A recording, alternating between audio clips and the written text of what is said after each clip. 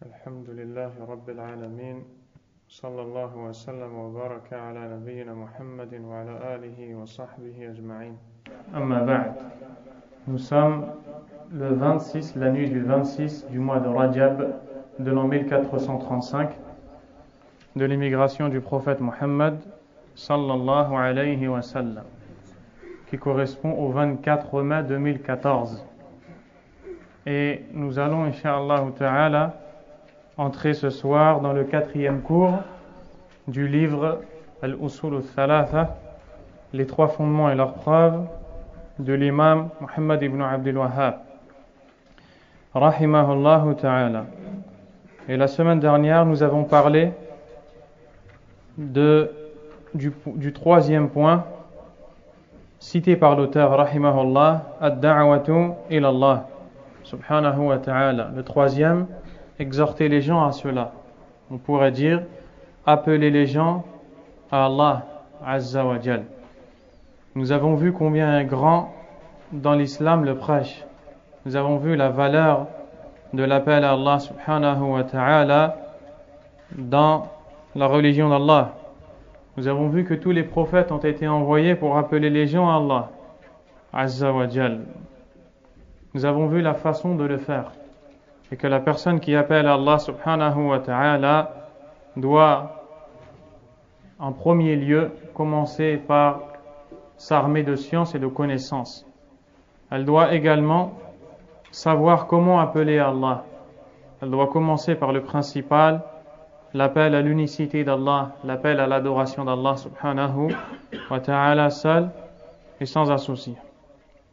Aujourd'hui, nous allons voir le 4e de ces 4 points dont la connaissance est obligatoire à chaque musulman et musulmane. L'auteur a dit Al-mas'alatu ar-rabi'a as-sabru 'ala al-adha fihi wad-dalil qawluhu ta'ala Bismillahir Rahmanir Rahim wal 'asr innal insana lafi khusr illa alladhina amanu wa 'amilus salihati wa tawasaw bil haqqi wa tawasaw bis sabr. قال الشافعي رحمه الله تعالى لو ما أنزل الله حجة على خلقه إلا هذه السورة لكفتهم. وقال البخاري رحمه الله تعالى باب العلم قبل القول والعمل والدليل قوله تعالى فاعلم أنه لا إله إلا الله واستغفر لذنبك فبدأ بالعلم قبل القول والعمل. Le 4e, l'endurance et la patience face aux préjudices qui en résulteront. La preuve en est la parole d'Allah tabaraka wa ta'ala, c'est la traduction de la sourate, le temps, al-asr. Par le temps, l'humanité est en grande perdition, sauf ceux qui ont la foi, accomplissent de bonnes œuvres, se conseillent mutuellement la vérité et qui se conseillent mutuellement la patience. L'imam al-Shafi'i rahimahullah a dit, si Allah n'avait fait descendre que cette sourate comme preuve pour ses créatures, cela aurait été entièrement suffisant. L'imam al-Bukhari rahimahullah a écrit un chapitre intitulé La science précède la parole et l'action. La preuve en est la parole d'Allah tabaraka wa ta'ala.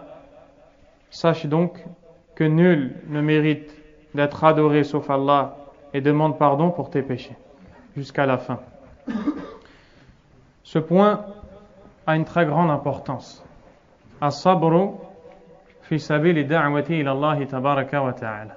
L'endurance dans le chemin de l'appel à Allah subhanahu wa ta'ala. Et ces 4 points que nous sommes en train d'étudier, le musulman doit les accompagner dans toute science. Toute chose que tu enseignes, toute chose que tu étudies, que tu apprends, tu te dois d'avoir de la connaissance sur cette chose, de la mettre en pratique, d'y appeler les gens si c'est une chose obligatoire, et de patienter face aux préjudices qui vont résulter de cet appel. Celui qui appelle à Allah subhanahu wa ta'ala, celui qui appelle les gens à revenir à Allah, à obéir à Allah, à se réformer, à corriger leurs erreurs, à revenir à la sunna, à revenir au monothéisme, au tawhid, il va subir de nombreux préjudices, verbal, moral, physique. On portera atteinte à son honneur, on le critiquera, on le dénigrera, et bien d'autres choses encore qui arriveront les unes après les autres aux prêcheurs Allah subhanahu wa ta'ala. Et il devra se montrer patient, ferme, endurant et constant dans le chemin d'Allah tabaraka wa ta'ala. Allah subhanahu wa ta'ala nous enseigne quel est le sens du mot sabr, qui est traduit par la patience ou l'endurance. À la base, dans la langue arabe, sabara signifie al-habs wa al-mana', mana'a wa habasa, c'est-à-dire l'enfermement et le fait de retenir quelque chose. C'est le sens linguistique du mot sabr. Et Allah Azza wa Jal a cité ce mot dans le Coran dans son sens linguistique. En effet, Allah Tabaraka wa Ta'ala dit dans Surat Al-Kahf: وَاصْبِرْ نَفْسَكَ مَعَ الَّذِينَ يَدْعُونَ رَبَّهُمْ بِالْغَدَاةِ وَالْعَشِيِّ يُرِيدُونَ وَجْهَهُ. C'est-à-dire, si on le traduisait comme on le trouve, on dirait tout simplement: fais preuve d'endurance, ou sois endurant en restant avec ceux qui invoquent leur Seigneur le matin et le soir à la recherche de son visage, Azza wa Jal. Mais le vrai sens, c'est وَاصْبِرْ نَفْسَكَ أي احبس نفسك معهم اجعل نفسك محبوسة معهم, c'est-à-dire enferme ton âme avec ces gens-là. C'est comme si qu'on te demandait d'endurer avec eux, de rester avec eux et d'enfermer ton âme afin qu'elle ne tombe pas dans les passions de ceux qui t'appellent à les suivre. Ce qui est voulu par le mot sabr.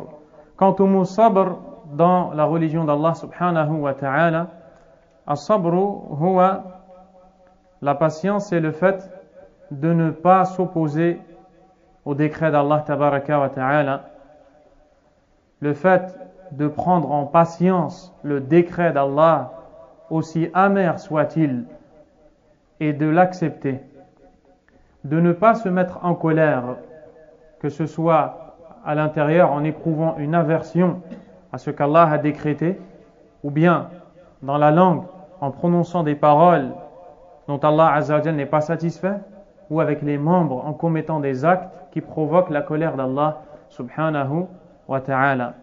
Ça, c'est la patience. Et la patience se divise en trois dans la religion d'Allah.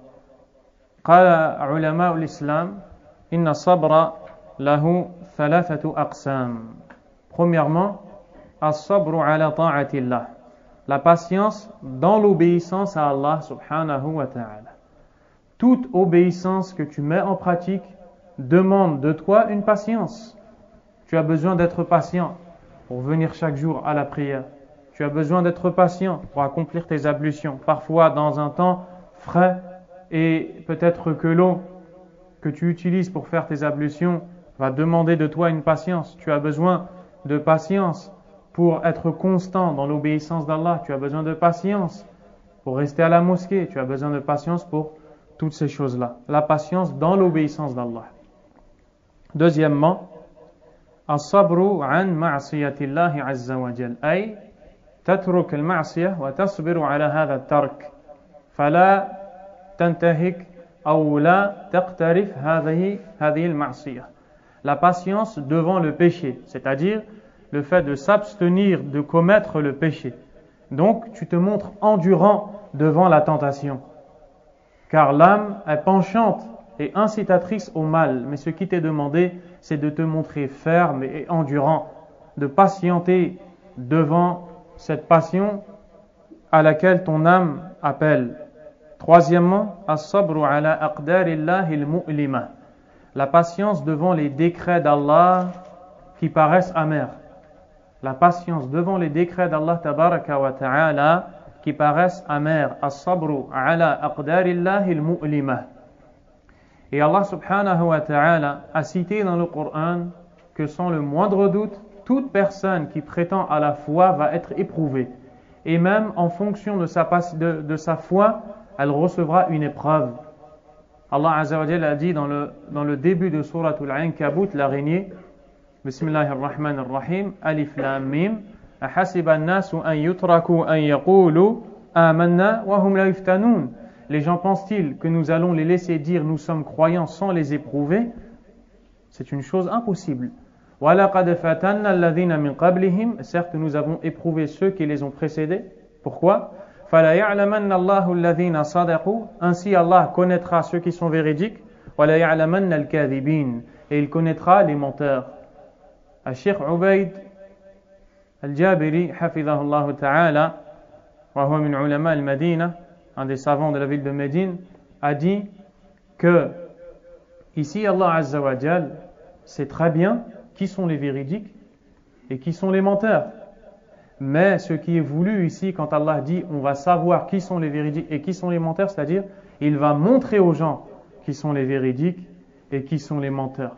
Deuxièmement, la science d'Allah Tabaraka wa Ta'ala se divise en deux. Il y a la science de la chose avant que celle-ci n'arrive. Allah sait quand est-ce que tu vas mourir. Et il y a la science de la chose quand elle est arrivée. Quand tu vas mourir, Allah sait que tu es mort. Et ici, Allah Azza wa Jal fait référence à la deuxième science. C'est-à-dire qu'avant que ces gens ne soient véridiques ou menteurs, Allah le sait. Et également, quand ils le seront, Allah le saura qu'ils l'ont été. Comprenez? Il y a deux sciences. La science relative à la connaissance qu'Allah a avant que l'acte n'arrive, et celle relative à ce qui est arrivé. C'est clair ou pas? Abdurrahman, t'as pas compris. Tu n'as pas compris. C'est pas grave. Ala kulli hal, ici Allah subhanahu wa ta'ala dit qu'il va éprouver les gens afin de voir qui sont les véridiques des menteurs. C'est-à-dire que quand il va les éprouver, il sait déjà qui sont les véridiques et les menteurs. Mais une fois qu'il va les éprouver, ils deviendront véridiques ou menteurs et alors Allah saura qu'ils sont devenus véridiques ou menteurs. Mais Allah sait tout, subhanahu wa ta'ala. Donc ceci est la patience qui est demandée dans la religion d'Allah Azza wa Jal. Il faut de façon obligatoire être endurant et patient devant l'ordre d'Allah. Que celui-ci soit obligatoire ou recommandé. La prière de Al-Maghrib est une prière obligatoire. Et les 2 rak'ah, la prière que l'on effectue après cette dernière, est une prière qui est surérogatoire. Pour faire la prière du Maghrib, tu as besoin de patience. Pour faire la prière des 2 rak'ah après la prière du Maghrib, tu as besoin de patience. De manière générale, pour obéir à Allah subhanahu wa ta'ala, on te demande de la patience. Tout comme on te demande d'être patient dans le délaissement de ce qu'Allah a interdit et réprouvé. Le délaissement de ce qui est interdit, haram, et le délaissement de ce qui est détestable. Donc pour délaisser ces choses, tu as besoin de patience, car l'âme est incitatrice à la tentation, au mal. Et pour t'empêcher ou pour te préserver du mal, tu as besoin de patience sans le moindre doute. Également, tu as besoin de patience devant ce qui arrive comme décret d'Allah tabaraka wa ta'ala. L'imam Ibn al-Qayyim rahimahullah a dit فَقِيَامُ عُبُودِيَّةِ الْأَمْرِ وَالنَّهْيِ وَالْقَدْرِ عَلَى سَاقِ الصَّبْرِ لَا تَسْتَوِي إِلَّا عَلَيْهِ كَمَا لَا تَسْتَوِي السُّنْبُلَةُ إِلَّا عَلَى سَاقِهَا. C'est-à-dire que afin de montrer, de mettre en pratique la réelle dévotion pour Allah, la vraie servitude, la vraie adoration, la vraie soumission pour Allah, devant les ordres, les interdits et devant les épreuves, il faut absolument avoir la patience. Tout comme l'épi a besoin de la tige. Tout comme l'épi a besoin de la tige qui le tient. Ou bien tout comme un arbre a besoin de son tronc. Un arbre ne peut pas tenir sans son tronc. Eh bien, on ne peut pas mettre en pratique les ordres d'Allah, délaisser les interdits. On ne peut pas non plus patienter affronter les épreuves de la meilleure façon sans être patient. La patience a dans la religion d'Allah une très grande place. À un point où l'imam Ibn Taymiyyah rahimahullah ta'ala a dit قد ذكر الله الصبر في كتابه في أكثر من 90 موضعا. Allah a cité et a mentionné la patience dans son livre dans plus de 90 passages. Et quand Allah Azza wa Jal mentionne plusieurs fois une chose dans son livre, c'est pour montrer combien est grande cette dernière chez Allah subhanahu wa ta'ala. Les savants ont dit ad-dinu kulluhu ilmun bil haqqi wa amalun bih. La religion tout entière est une connaissance de la vérité et mise en pratique de celle-ci. وَالْعَمَلُ بِهِ لَا بُدَّ فِيهِ مِنَ الصَّبْرِ. La mise en pratique de cette religion a besoin de patience. وَطَلَبُ عِلْمِهِ يَحْتَاجُ إِلَى الصَّبْرِ. Et la recherche de la science religieuse demande de la patience. La patience a un effet positif dans la religion de la personne. Ainsi, il doit patienter quand il recherche la science et il doit patienter quand il invite les gens à Allah subhanahu wa ta'ala. Et c'est pourquoi certains savants ont dit Man hurima as-sabr hurima al-ilm. Celui qui est privé de patience est privé de science. Celui qui est privé de patience est privé de science. Talabul ilm, l'étude de la science, est une chose qui te demande de la patience. À petite échelle, on a un cours tous les samedis.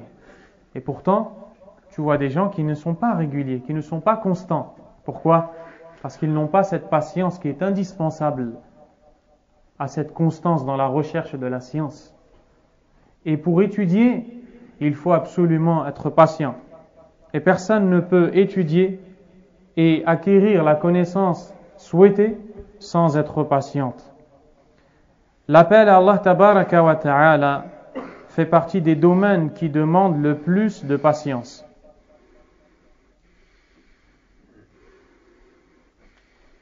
Et c'est d'ailleurs le domaine qui demande le plus de patience. Car celui qui va inviter les gens au haqq, à la vérité, au tawhid, à la sunna, à la voie des pieux prédécesseurs, à salaf salih, sans le moindre doute, il va subir nombreuses nuisances verbales, peut-être physiques, morales. On portera atteinte à son honneur, on va le critiquer, on dira qu'il est mauvais, on dira qu'il ne veut pas le khayr pour les musulmans, on dira qu'il est dur, et on dira bien d'autres choses encore. Pourquoi ? Pourquoi est-ce que les gens de leur nature n'acceptent pas de haqq, la réalité ou la vérité? Tout simplement parce que celui qui prêche à la vérité est comme une barrière entre les gens et leur passion. Celui qui vient te dire arrête de faire ça, car cet acte n'est pas de la sunna, délaisse cet acte car il relève du polythéisme, du shirk, de l'association. Celui qui appelle les gens au haqq est comme une barrière entre les gens et leur passion. C'est pourquoi tu vois les gens, lorsque tu ne les critiques pas, ils t'aiment, ils te respectent. Mais le jour où tu vas les appeler à la vérité, le jour où tu vas montrer leur égarement, s'ils sont dans un égarement, et tu ne fais cela que parce que tu veux leur bien, tu verras qu'ils te détesteront. Tu verras que l'animosité va naître entre ces gens et toi. Pourquoi ? Simplement parce que tu les empêches de suivre leur passion. Tu les empêches de faire ce qu'ils ont envie de faire. Et c'est pourquoi le prophète sallallahu alayhi wa sallam a subi ces nuisances. C'est pourquoi les sahaba radiyallahu anhum ont subi toutes ces nuisances. Ils n'ont demandé de l'argent à personne. Ils n'ont demandé la dunya à personne. Ils n'ont rien demandé à personne. Ils ont juste dit aux gens, n'adorez qu'Allah tabaraka wa ta'ala, ne suivez que le prophète Muhammad sallallahu alayhi wa sallam. Et l'homme, de par sa nature, il est sentimental. C'est-à-dire que quand une chose le touche, il est attiré par cette chose. Et souvent, le sentiment prend le dessus sur la raison de l'homme. Et c'est ce sentiment qui l'appelle et qui l'invite à commettre le péché, à suivre les tentations, que ce soit les passions de ce bas monde, ou bien les ambiguïtés dans le domaine de la croyance et du chemin à suivre. C'est pourquoi tu trouves beaucoup de gens qui portent atteinte à l'honneur des savants, les savants de la sunna, qui les dénigrent, qui les critiquent et qui leur font des nuisances physiques ou verbales. Pourquoi ? Ils disent, ce savant est tout le temps en train de dire haram, haram, haram. Avec lui, tout est interdit. Il n'aime pas entendre le mot haram. Mais le mot haram, c'est Allah tabaraka wa ta'ala lui-même qui l'a cité. C'est le prophète sallallahu alayhi wa sallam lui-même qui l'a cité. Donc, éprouver de l'aversion pour une chose qu'Allah nous a enseignée, où le prophète sallallahu alayhi wa sallam nous a enseigné, montre combien est faible la foi de cette personne qui éprouve de l'aversion quand on dit haram pour une chose qui est bel et bien haram. Et c'est le cas malheureusement de beaucoup de gens. Et tu trouves ces mêmes personnes qui se sentent bien et qui se sentent à l'aise avec les gens qui les trompent et qui les induisent en erreur, parmi les prêcheurs du faux, les prêcheurs de la bid'a, les prêcheurs de l'égarement, les prêcheurs qui appellent les gens à désobéir à Allah tabaraka wa ta'ala. Peut-être que ces gens leur rendent licites des choses qui sont interdites, qui sont illicites. Et ils disent aux gens ce qu'ils veulent entendre. Ils ne disent pas aux gens ce qu'ils doivent entendre, ce qu'Allah leur a demandé de dire. Ils disent aux gens ce qu'ils veulent entendre. Ils changent la manière de prêcher. Ils innovent dans la religion d'Allah tabaraka wa ta'ala. Pourquoi? Parce qu'ils n'ont pas de patience. Et c'est de ça dont nous sommes en train de parler. Ils n'ont pas de patience dans le chemin de la sunna. Dans le chemin de la sunna, tu as besoin de patience. Si tu veux prêcher et tu veux inviter les gens à Allah tabaraka wa ta'ala, tu as besoin de patience. Si tu es patient, tu resteras ferme même si personne ne te suit dans ton prêche. Car la réussite dans le prêche n'est pas le fait d'avoir des milliers de suiveurs. Ce n'est pas ça la réussite. La réussite dans le prêche, c'est d'avoir prêché toute ta vie au haqq, à la vérité, même si personne ne t'a suivi. L'imam al-Bukhari, rahimahullah, rapporte selon Abdullah ibn Abbas, radiyallahu anhuma, que le prophète sallallahu alayhi wa sallam a vu, les savants ont dit, soit en songe, c'est-à-dire en rêve, ou bien lors du voyage nocturne. Quoi qu'il en soit, il a vu une scène qui se déroulera le jour du jugement dernier. Il dit, on m'a présenté les communautés qui arriveront pour le jugement le jour dernier. J'ai vu un prophète venir accompagné d'une dizaine de personnes. J'en ai vu un autre accompagné de 2 personnes et d'une personne. Et j'en ai vu accompagné d'une et un autre qui viendra seul. رفعت لي الأمم فرأيت النبي ومعه الرهط والنبي ومعه الرجل والرجلان والنبي وليس معه أحد. Subhanallah. C'est un messager d'Allah tabaraka wa ta'ala. Il vient le jour du jugement dernier. Il a prêché toute sa vie. Il a reçu la révélation d'Allah subhanahu wa ta'ala. Jibril est venu le voir. Allah en a fait un prophète. Il vient le jour du jugement dernier. Après peut-être de longues années de prêche, qui est derrière lui? Pas une seule personne. Vous pensez que cet homme a échoué dans son prêche? À votre avis, il a réussi dans son prêche. La réussite dans son prêche n'est pas le fait d'avoir des milliers de suiveurs. La réussite dans le prêche, c'est d'appeler à ce qui plaît à Allah subhanahu wa ta'ala. Quant à la réponse des gens, est-ce que les gens vont te suivre ou non? C'est une chose qui relève de l'ordre d'Allah subhanahu wa ta'ala, et ce n'est pas pour ça que tu prêches. Tu ne prêches pas pour avoir des suiveurs. Tu prêches pour plaire à Allah azza wa jal. Et si Allah veut guider les cœurs, il leur accordera la guérison. فَلَيْسَتِ الْعِبْرَةِ بِالْكَثْرَةِ وَإِنَّمَا الْعِبْرَةِ بِكِتَابِ اللَّهِ وَسُنَّةِ رَسُولِهِ. Le nombre n'est pas un gage de vérité. Mais ce qui est un gage de vérité, c'est le suivi des textes du Coran et de la Sunna. Et le simple fait de comprendre ça par Allah est un grand bienfait d'Allah subhanahu wa ta'ala. Dans cette époque que nous vivons, où les routes qui mènent à l'égarement se sont multipliées et ont décuplé, on les voit s'accroître les unes après les autres, et chaque personne pense être dans le haqq et dans la vérité.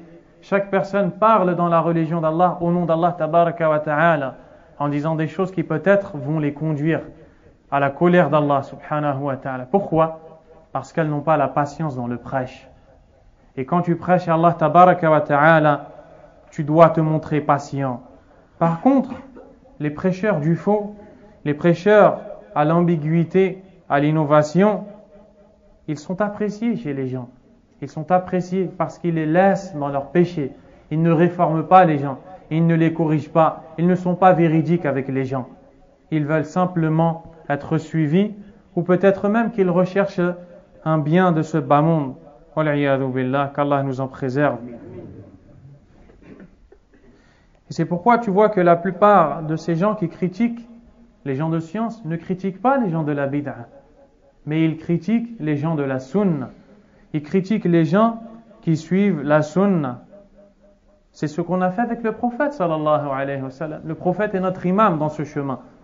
Les compagnons radiyallahu anhum ont enduré la première femme qui a été assassinée dans l'islam par le peuple de Quraysh. Vous savez ce qu'on lui a fait? Abu Jahl, Amr ibn Hisham, qatalahullah, a pris une lance et l'a introduit dans ses parties intimes. Wal'iyadu billah. On a pris Bilal, radiyallahu anhu, on l'a couché au sol, torse nu, en plein soleil, en été dans le désert. Et on a pris un rocher brûlant, on l'a posé sur son torse et on l'a fait rouler comme ça. Pourquoi? Pour qu'il délaisse le tawhid, pour qu'il délaisse l'iman, et lui de dire Ahadun ahad, ahadun ahad, la ilaha illallah. Regardez le thabat, la constance, la fermeté de ces gens-là. On lui met un rocher sur le torse et il répond Ahad, Ahad, unique, unique. Voici la patience dans l'appel à Allah subhanahu wa ta'ala. Et tous ces nouveaux prêcheurs que vous voyez qui n'arrivent pas à patienter, qui changent la façon de prêcher, qui s'apparentent à la sunna mais qui n'ont rien à voir avec la sunna, éloignez-vous de ces gens-là. Ils ne sont pas des conseillers sincères. Par Allah, ils ne sont pas des conseillers sincères. Les prophètes sont nos exemples dans ce chemin. Le prophète Muhammad sallallahu alayhi wa sallam était surnommé As-Sadiqul Amin, le véridique, le digne de confiance. Lorsqu'il arrive au milieu de son peuple, on lui dit Hada Muhammadun As-Sadiqul Amin, voici Muhammad, le véridique, le digne de confiance. À un point où les gens de Quraysh allaient le voir et posaient chez lui leur dépôt. Et quand le prophète sallallahu alayhi wa sallam a quitté la Mecque pour rejoindre Médine, il a laissé Ali ibn Abi Talib radiyallahu anhu, qui est le dernier qui a émigré, pour rendre tous les dépôts à leurs ayants droit. Les ennemis du prophète sallallahu alayhi wa sallam savent que le prophète est véridique. Qu'est-ce qui se passe quand il les appelle à la ilaha illallah? Quand il les appelle à délaisser leur passion? Quand il les appelle au haqq? Qu'est-ce qui se passe? Ils disent Huwa kadhab, Huwa kahin, Huwa sahir. C'est un menteur, un voyant, un devin, c'est un sorcier. Wala hawla wala quwwata illa billah. Voici ce qu'on a dit du prophète sallallahu alayhi wa sallam. Les prophètes ont patienté devant les lourdes épreuves qu'ils ont rencontrées. Et Allah leur a apporté le secours. Walillahi alhamd. L'imam al-Bukhari rahimahullah rapporte selon Abdullah ibn Mas'ud que pendant ou après la bataille de Hunayn, le prophète sallallahu alayhi wa sallam a distribué le butin de guerre et il en a donné plus à certains de ses compagnons. Un homme est arrivé et a dit Inna hadhihi al-qisma ma urida biha wajhullah. Subhanallah, cet homme vient et il dit à travers ce partage, on n'a pas recherché le visage d'Allah. De qui il parle? Du prophète sallallahu alayhi wa sallam. Il accuse le prophète sallallahu alayhi wa sallam, le messager de l'islam, de ne pas être sincère. Il accuse le messager de l'islam de ne pas rechercher le visage d'Allah tabaraka wa ta'ala. Abdullah ibn Mas'ud a dit فأتيت النبي صلى الله عليه وسلم فأخبرته فغضب حتى رأيت الغضب في وجهه ثم قال يرحم الله موسى قد أوذي بأكثر من هذا فصبر. Abdullah ibn Mas'ud a dit j'ai été voir le prophète sallallahu alayhi wa sallam pour lui informer de cette parole. Il s'est mis en colère à un point où on a pu voir la colère sur son visage. Puis il a dit qu'Allah fasse miséricorde à Moussa. Il a certes été éprouvé par plus lourd que ça et il s'est montré endurant. Et celui qui appelle au haqq, on va dire de lui qu'il n'est pas sincère. N'est-ce pas? N'est-ce pas Ibrahim? On va dire de lui qu'il n'est pas sincère. On va dire de lui que ce qu'il fait, il le fait pour rechercher le public. On va dire de lui certaines choses. Mais c'est Allah tabaraka wa ta'ala qui sait ce qu'il y a dans les cœurs. Et c'est lui qui connaît les intentions. Alhamdulillahi rabbil alamin. Donc, voici comment les messagers ont été éprouvés. Voici comment ils ont été éprouvés par Allah tabaraka wa ta'ala afin de montrer leur degré de foi et de connaissance. Toute personne qui recherche la science doit être patiente devant les préjudices. Quand elle va transmettre la science, quand elle va transmettre le haqq, elle doit se montrer patiente. car ce qu'elle fait, elle le fait pour Allah tabaraka wa ta'ala. Le prêcheur, comment il doit être? Il doit être dans cette situation où il n'a que faire des critiques des gens. Tant qu'il sait que ce qu'il dit, c'est ce qu'Allah aime et c'est ce que le prophète sallallahu alayhi wa sallam aime. Et le prophète alayhi salatu wa sallam a dit: Al-mu'minu alladhi yukhalitu an-nas wa yasbiru ala adahum a'zamu ajra min al-mu'mini alladhi la yukhalitu an-nas wa la yasbiru ala adahum. Rapporté par Ahmad et At-Tirmidhi ainsi qu'Ibn Majah. Le croyant qui fréquente les gens et en patientant sur leurs nuisances aura une plus grande récompense que le croyant qui ne fréquente pas les gens et ne patiente pas sur leurs nuisances. Lorsque l'on dit qu'il fréquente les gens, il y a une condition. Il fréquente les gens en tant que prêcheur à la vérité. Il ne fréquente pas les gens, il ne se mêle pas aux gens dans le but de faire la complaisance ou la sympathie. C'est-à-dire qu'il ne leur donne pas le bien, il n'interdit pas le mal. Ça, c'est interdit. Mais quand il est avec les gens, il est avec ces derniers en tant que prêcheur. Il dit le haqq, il corrige les gens. C'est comme ça que le musulman doit être, comme l'a dit le prophète sallallahu alayhi wa sallam. Ainsi, le prêcheur a besoin de patience. Le prêcheur à la sunna, qui invite les gens au retour au Coran et à la sunna, avec la compréhension des pieux prédécesseurs, qui invite les gens à sortir des passions, à sortir de ce qu'Allah n'aime pas, comme innovation, comme polythéisme, comme péché, majeur soit-il ou mineur, va avoir besoin de patience. On va le dénigrer, on va dire qu'il divise les musulmans, on va dire de lui qu'il est isolé et que son prêche est rejeté, il n'est pas acceptable, et tout ce qui est dit et ce qui a toujours été dit sur ceux qui ont appelé les gens à la vérité. Mais s'il se montre patient, ce qui est espéré d'Allah tabaraka wa ta'ala pour une telle personne, c'est l'élévation en degré. Et lorsque vous regardez à travers l'histoire, comme va le citer le cheikh Suleiman al-Ruhayli waffaqahullah wa hafidhahullah, savant de Médine, il dit: regardez à travers l'histoire. Un homme s'appelait Ahmad ibn Abi Daoud, il était Mu'tazili. Il appartenait à la secte Mu'tazila, qui ne sont pas des gens dans la voie du prophète sallallahu alayhi wa sallam et qui ont plusieurs contradictions dans le domaine du dogme islamique. Ahmad ibn Abi Daoud faisait partie des têtes à l'époque de l'imam Ahmad rahimahullah. Et l'imam Ahmad a vécu une des plus grandes fitnas dans l'islam, un des plus grands troubles qu'on appelle fitnatu khalq al-Qur'an.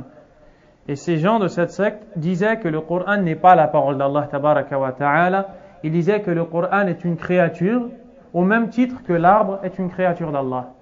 Ils disaient le Coran est une créature d'Allah. Ils niaient le fait qu'Allah puisse parler subhanahu wa ta'ala. Et ces gens, dans cette époque, forçaient les musulmans à dire cette parole. Et ils menaçaient les gens. Ils allaient chez les gens, chez les savants, ceux qui étaient écoutés, les imams, les prêcheurs, les étudiants, et leur disaient: si tu ne dis pas que le Coran est créé, je t'assassine et je te tue. Cet homme-là faisait partie des têtes de cette discorde. Ahmad ibn Hanbal, rahimahullah ta'ala, imam ahl sunnah, l'imam de la sunnah, s'est montré endurant. Il s'est montré endurant devant le haqq. Et il disait aux gens: La aqulu illa al-haqq. Je ne dirai que la vérité. On l'a frappé, on l'a emprisonné. Ils l'ont pris devant tout le monde et ils l'ont traîné par terre. Le plus grand savant de l'époque, imaginez-vous le plus grand savant de l'islam, qu'on attrape de cette façon et qu'on traîne par terre devant les enfants du village pour qu'ils disent que le Coran est créé. Et l'imam Ahmad rahimahullah dit: je ne dirai jamais que le Coran est créé. Al-Qur'anu kalamullah. Le Coran est la parole d'Allah. Allah Azza wa Jalla a dit: wa in ahadun min al-mushrikin astajaraka fa'ajirhu hatta yasma'a kalam Allah thumma ablighu ma'mana. Et si un des associateurs te demande de lui accorder l'asile pour qu'il accorde lui, afin qu'il entende la parole d'Allah, puis fais-lui atteindre son point de sécurité. La parole d'Allah. Le Coran est la parole d'Allah. L'imam Ahmad a patienté. Il a passé une grande partie de sa vie en prison. Il a souffert. Rahimahullahu tabaraka wa ta'ala. Mais après cette patience, il a été humilié, on a porté atteinte à son honneur, on l'a frappé, on l'a humilié devant les enfants. Il a patienté. Il n'a dit que la vérité. Aujourd'hui, de qui est-ce qu'on parle? Est-ce qu'on parle d'Ahmad ibn Hanbal ou d'Ahmad ibn Abi Daoud? Est-ce que vous connaissez Ahmad ibn Abi Daoud avant que je vous en parle? Vous ne le connaissez pas. À cette époque, il faisait partie de Ar-Ru'us. Il faisait partie des têtes, des gens qui étaient pris comme des modèles, des exemples. Et aujourd'hui, il est aux oubliettes. Et les seuls gens qui le connaissent sont ceux qui ouvrent les livres. Qui, comme le dit Cheikh Suleiman, waffaqahullah, sont ceux qui ouvrent les livres et qui connaissent l'histoire. Par contre, est-ce que vous connaissez Ahmad ibn Hanbal? Alhamdulillah. Qu'est-ce qui a fait qu'Ahmad ibn Hanbal rahimahullah est connu aujourd'hui chez vous? C'est la patience qu'il a eue dans l'appel au haqq. La patience qu'il a eue, il n'a pas cherché à plaire aux gens. Il a cherché à plaire à Allah tabaraka wa ta'ala, et c'est ainsi qu'est la bonne fin qu'on accorde aux croyants endurants. Ibn Taymiyyah rahimahullah. Et qui te dira qui est ce grand homme?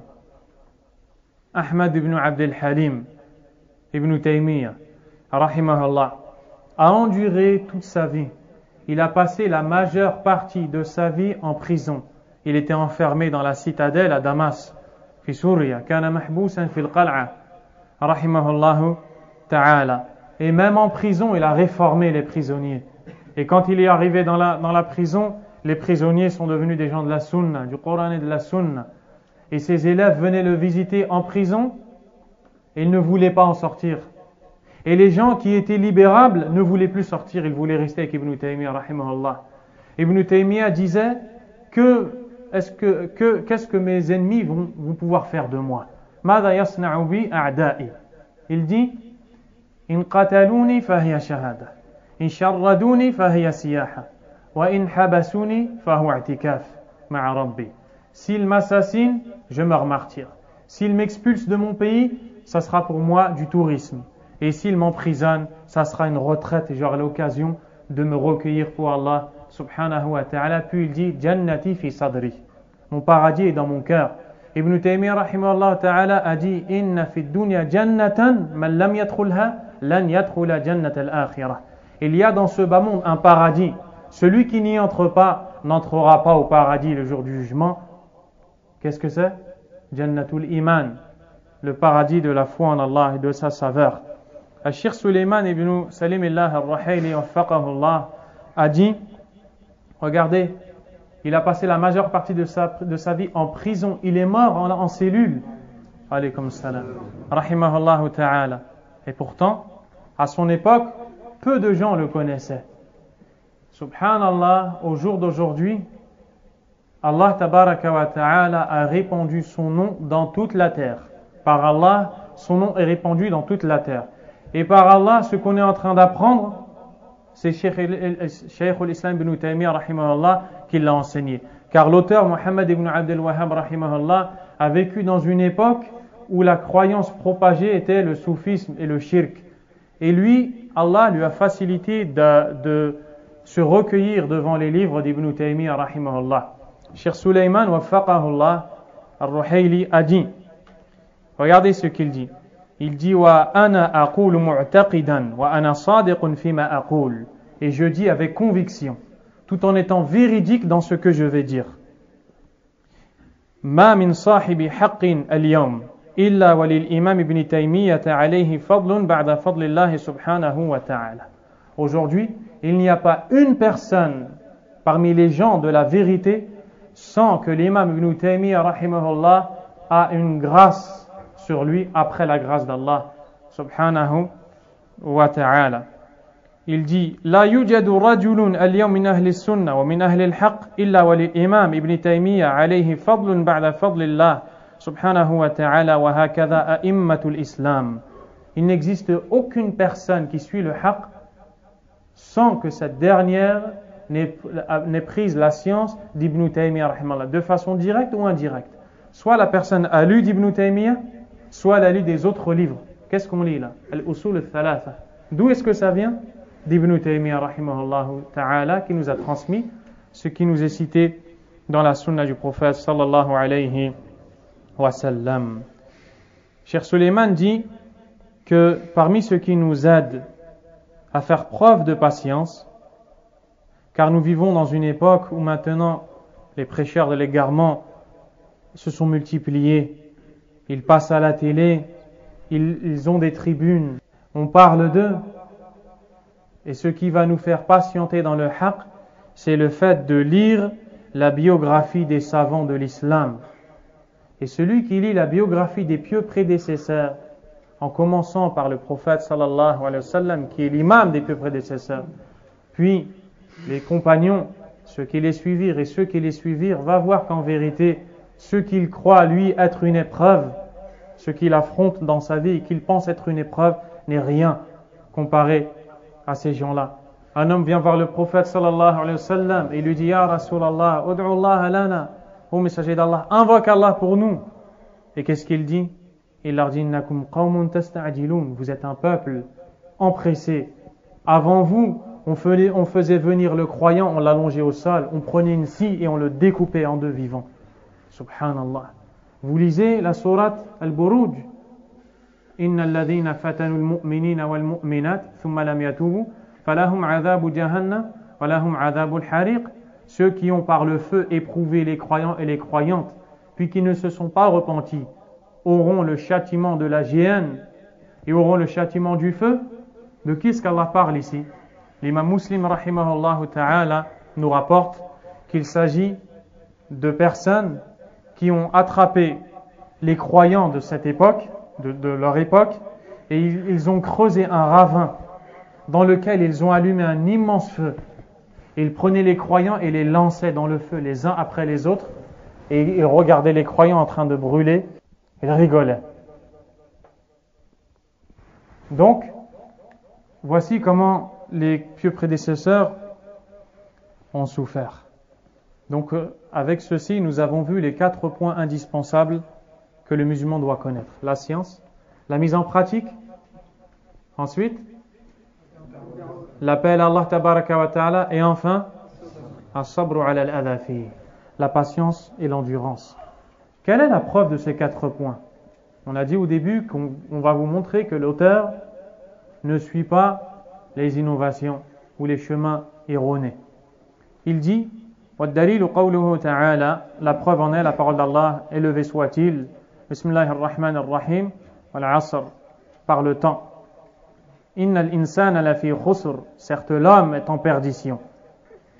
Illa alladhina amanu, à l'exception de ceux qui ont eu la foi, wa tawasaw bil haqq, qui se sont enjoints mutuellement la vérité, wa tawasaw bis sabr, et qui se sont enjoints mutuellement la patience. Premièrement, Allah tabaraka wa ta'ala, dans cette sourate, fait un serment. En effet, il jure par le temps. Il dit: wal 'asr. Allah subhanahu wa ta'ala, dans le Coran, a juré par nombreuses créatures. Ibn al-Qayyim rahimahullah a un livre qui s'intitule At-Tibyan fi aqsam al-Qur'an, dans lequel il a montré tous les versets où Allah a juré par une de ses créatures, et il a expliqué tous ses serments. Quoi qu'il en soit, Allah subhanahu wa ta'ala ici fait allusion au temps. Le temps, ce sont ces journées, ces heures, ces mois, ces semaines qui passent. Allah jure par le temps. Le temps qui est tellement important qu'il ne doit pas être gâché, qu'il ne doit pas être perdu. Et pourquoi est-ce qu'Allah jure par le temps?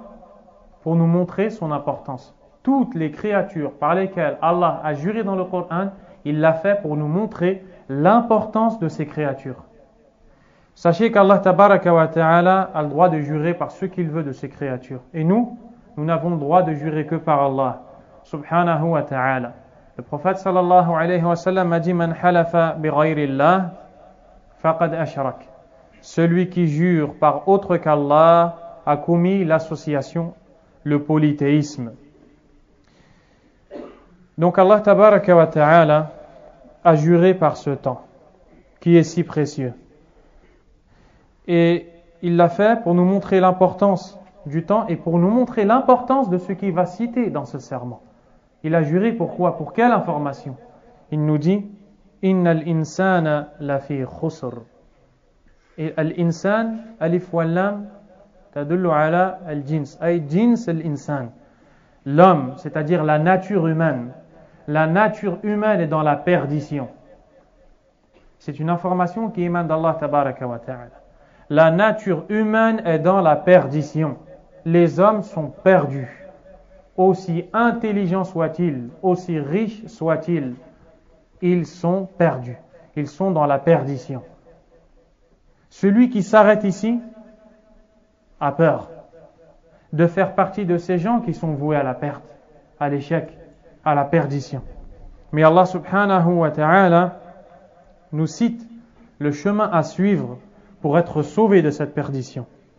Illa alladhina amanu wa amilu salihati, à l'exception de ceux qui ont eu la foi, premièrement, qui ont fait de bonnes actions, deux, wa tawasaw bil haqq, qui se sont enjoints mutuellement la vérité, trois, wa tawasaw bis sabr, et qui se sont enjoints mutuellement la patience, quatre. Ce sont les 4 points cités par le cheikh rahimahullahu ta'ala que tout musulman doit apprendre.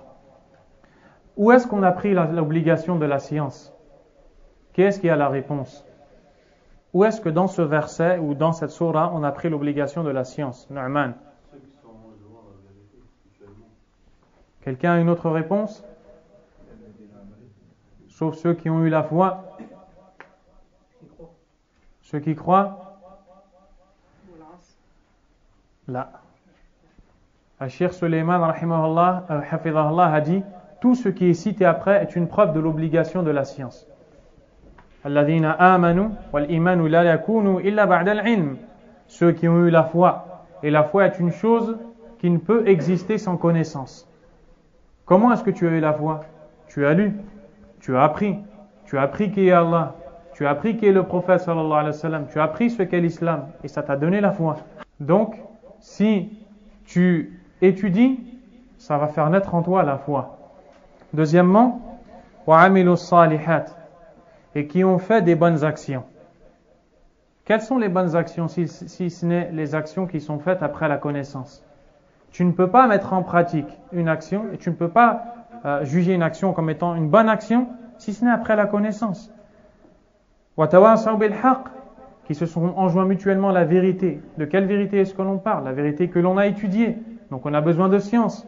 Wa tawasaw bis sabr, et qui se sont enjoints mutuellement la patience. Et pour patienter, il faut connaître Allah Azza wa Jal, il faut connaître la récompense que tu vas gagner. Donc tu as besoin de connaissance. Donc on a compris d'où est-ce qu'on a tiré la connaissance. D'où est-ce qu'on a tiré la mise en pratique de la connaissance? Wa amilu salihat, qui ont fait de bonnes actions. D'où est-ce qu'on a tiré le prêche? Wa tawasaw bil haqq. D'où est-ce qu'on a tiré la patience? Wa tawasaw bis sabr. Donc, pour sortir de la perdition, il faut la science, la mise en pratique, le prêche et la patience. Et dans tout ce que tu fais dans ta vie, tu verras que tu ne sors pas de ces choses-là. Quand tu te soumets aux ordres d'Allah, subhanahu wa ta'ala. Et l'imam Ibn al-Qayyim, rahimahullah, a dit Jihadun nafsi arba'u maratib. Le combat de l'âme, car le combat dans l'islam a plusieurs sortes. Sans aucun doute, une des plus grandes sortes de combat, c'est le combat de l'âme.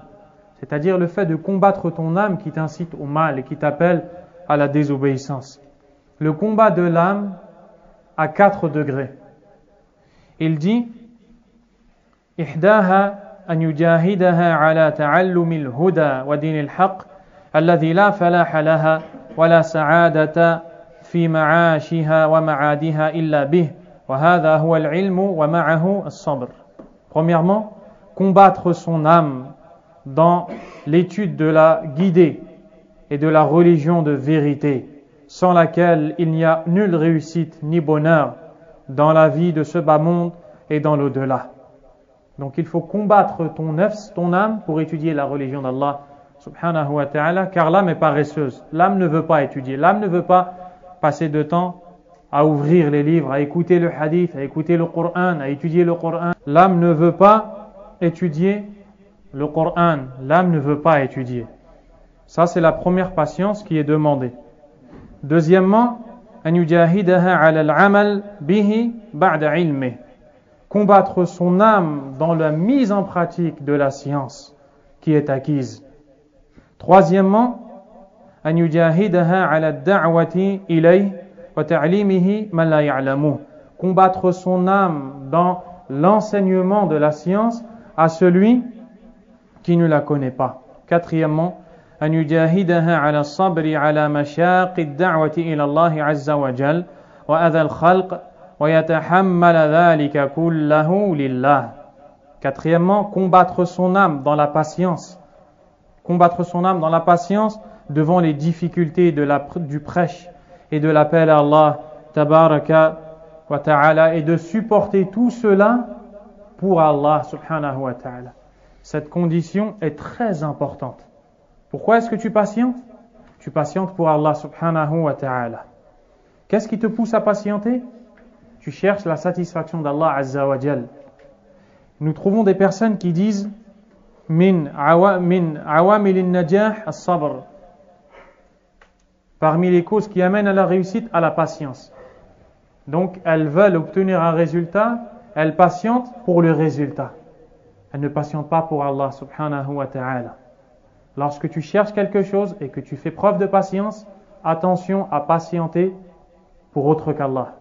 Patiente pour Allah tabaraka wa ta'ala. Patiente, tu entreprends quelque chose, tu veux cette chose, mais la patience dont tu fais preuve, tu recherches à travers celle-ci la satisfaction d'Allah subhanahu wa ta'ala. L'imam Ibn al-Qayyim a dit فَإِذَا اسْتَكْمَلَ الْعَبْدُ هَذِهِ الْمَرَاتِبَ الْأَرْبَعِ صَارَ مِنَ الرَّبَّانِيِّينَ. Et si le serviteur met en pratique totalement ces 4 degrés de combat de l'âme, il rejoindra le nombre des éducateurs. Ceux qui éduquent les gens sur le haqq, ceux qui n'induisent pas les gens en erreur, mais qui les orientent vers la vérité qu'Allah subhanahu wa ta'ala aime et dont il est satisfait.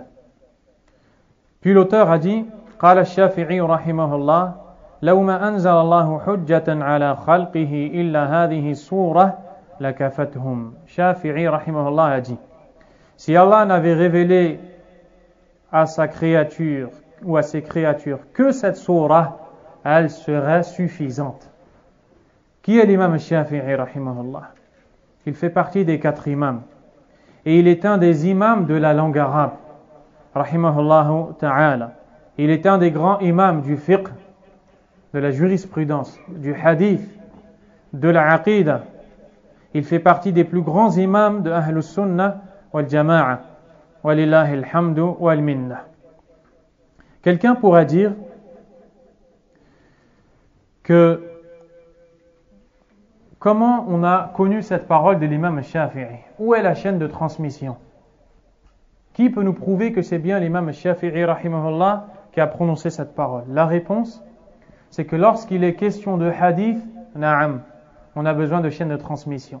Lorsqu'il est question de paroles de sahaba radiyallahu anhum, effectivement, on a besoin de chaîne de transmission. Par contre, lorsqu'il s'agit de paroles de savants, les savants disent que tant que cette parole est répandue à grande ampleur, à un point où on n'a aucun doute qu'elle vient de lui, cela est suffisant pour attester que l'auteur de la parole est bien celui qui est cité. Ensuite, on va regarder cette parole. Si la parole est véridique, on l'acceptera. Et si elle n'est pas réelle ou elle n'est pas conforme à la vérité, on ne l'acceptera pas. Car on prend et on rejette les paroles de quiconque, sauf le prophète sallallahu alayhi wa sallam. Wa alaykum salam. Aussi, une personne pourrait dire, comment est-ce que l'imam Shafi'i rahimahullah a pu dire que cette sourate aura été suffisante, alors que dans le Coran il y a les ordres, les interdits d'Allah et on ne peut pas s'en passer. Et on ne retrouve pas dans la sourate Al-Asr les ordres et les interdits d'Allah tabaraka wa ta'ala. La réponse, ce n'est pas ce qui est voulu par l'imam Shafi'i. Ce qui est voulu par l'imam Shafi'i, c'est de dire que si Allah n'avait révélé que cette sourate comme argument prouvant que les gens sont égarés et montrant aux gens quel est le chemin à suivre, elle serait suffisante. Elle serait suffisante comme rappel, comme exhortation, comme conseil pour la communauté. Voici ce qui a été voulu par l'imam Shafi'i rahimahullah.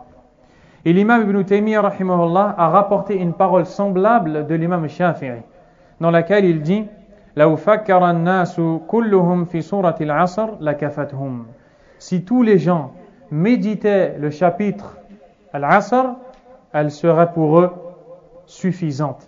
C'est-à-dire que si ils en méditaient l'essence, ils auraient trouvé quel est le chemin de l'égarement et quelle est la voie du salut, du secours et de la réussite. Le chemin de l'égarement, c'est de sortir de la foi en Allah, de ses composants et de ce qu'implique la foi en Allah Azza wa Jal, le monothéisme, le suivi du prophète sallallahu alayhi wa sallam, le fait de sortir également de l'appel à Allah, de la mise en pratique et de la patience. Voici le chemin de la guidée, voici le chemin de l'égarement. Puis l'auteur a dit, l'imam al-Bukhari rahimahullahu ta'ala a dit dans un chapitre de son recueil de récits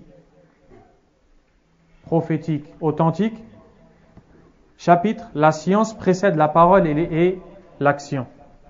L'imam al-Bukhari rahimahullah a un recueil de hadiths dans lequel il cite des hadiths et il met un titre à chaque passage. Et c'est dans ces titres que l'on voit la grande science qu'a reçue l'imam al-Bukhari rahimahullah. Dans ce titre, il a mis La science précède la parole et l'action.